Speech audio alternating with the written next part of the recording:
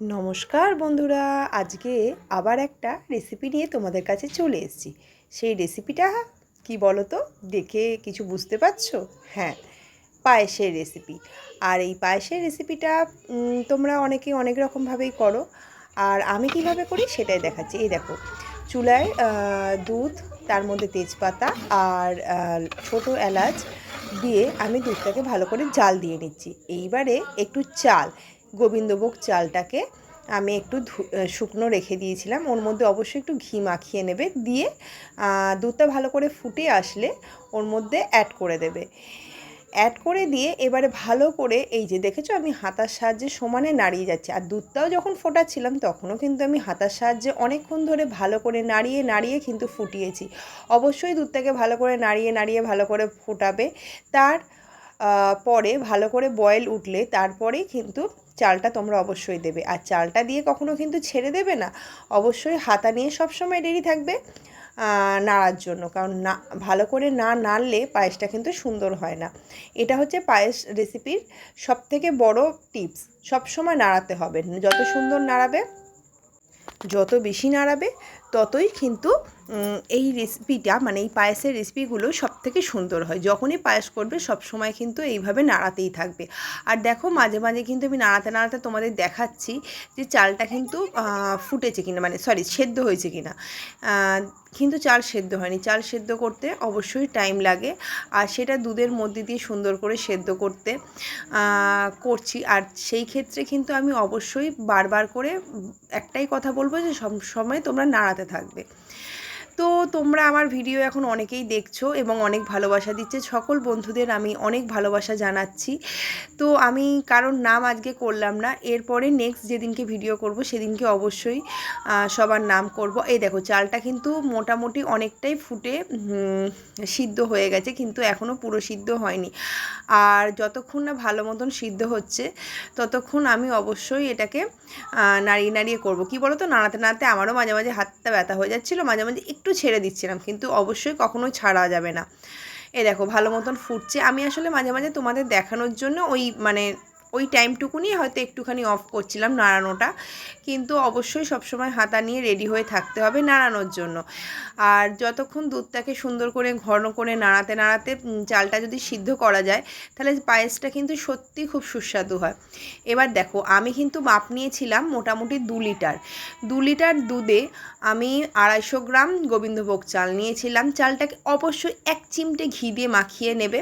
যদি তোমরা কেউ ঘিটা স্কিপ করতে চাও, স্কিপ করতে পারো, কোনো অসুবিধা নেই। আর দুধের মধ্যে আমি মোটামুটি দিয়েছিলাম 5-6টা তেজপাতা আর 5-6টা ছোটো এলাচ।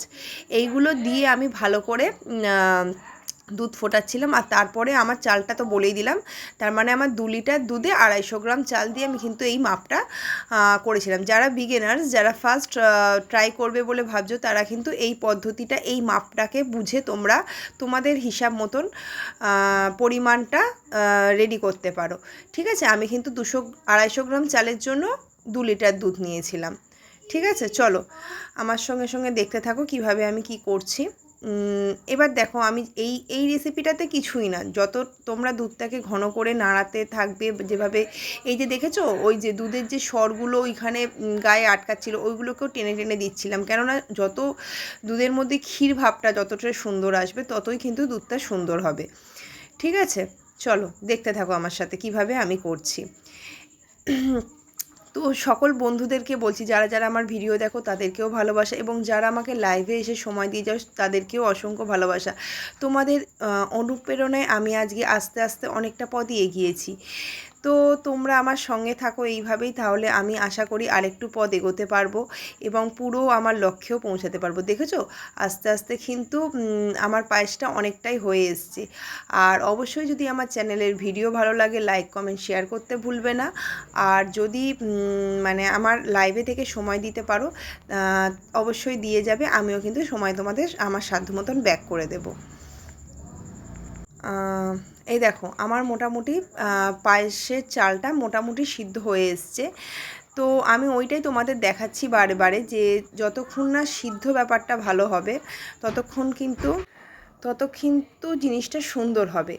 তো এই দেখো, আমি কিন্তু দেখেছো একবারও কিন্তু হাতা সরাচ্ছি না, আমি হাতা দিয়ে বারবার কিন্তু নাড়িয়ে নাড়িয়ে করছি।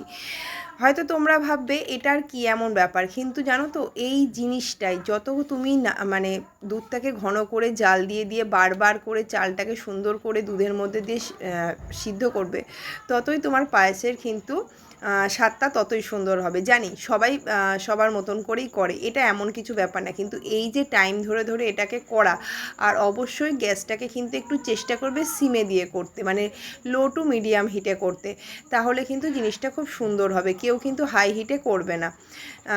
তো এইভাবে দেখো আমার কিন্তু হয়ে এসছে। যখন চালটা এবার আমার পুরো সেদ্ধ হয়ে এসছে, আমি এইবারে যেটা বলেছিলাম, আমি তাহলে কত দুধ নিয়েছিলাম আর একবার বলে দিচ্ছি। 2 লিটার দুধে 250 গ্রাম চাল, আর আমি এখানে নিয়েছি হচ্ছে 200 গ্রাম মিছরি, বড় মিছরি, আর 250 গ্রামে না 200 গ্রাম বাতাসা, 200 গ্রাম হচ্ছে তোমার মিছরি, আর 200 গ্রাম বাতাসা। আর তাহলে পুরো মাপটা তোমাদের ক্লিয়ার হয়ে গেল। আর মিষ্টি দিয়ে জাস্ট এগুলো গলা পর্যন্ত আমি লো ফ্লেমে রেখে এই জিনিসটাকে একটু নাড়িয়ে নিচ্ছি। এছাড়া কিন্তু আর মিষ্টিটা টোটাল মানে এর মধ্যে কমপ্লিট গুলে গেলে তারপরে কিন্তু আর পায়েসটাকে বেশি নাড়াবে না, বা বেশি হিট তো দেবেই না, তাহলে কিন্তু পায়েসের টেস্টটা একদমই নষ্ট হয়ে যাবে বা অনেক সময় ফেটে যেতে পারে। মিষ্টি দিয়ে কিন্তু বেশি কিছু করবে না, মিষ্টিটা গলা পর্যন্ত অপেক্ষা করবে, ব্যাস ওই যে গলে গেল, ব্যাস আর কোনো কাজ নেই। কিন্তু আমাদের এই যে আমি একটু ভিডিও করতে করতে তোমাকে আমাদের হাতটা দেখিয়ে নিলাম, কারণ আমি যে আছি সেটাই। তবে এই হাতটা কিন্তু আমার শাশুড়ি মায়ের, একটু আমার শাশুড়ি মাকে বললাম নাড়াতে, আর উনি আমাকে নাড়িয়ে একটু সাহায্য করে দিয়েছিলেন পায়েসটা করতে। চলো, থ্যাংক ইউ সো মাচ।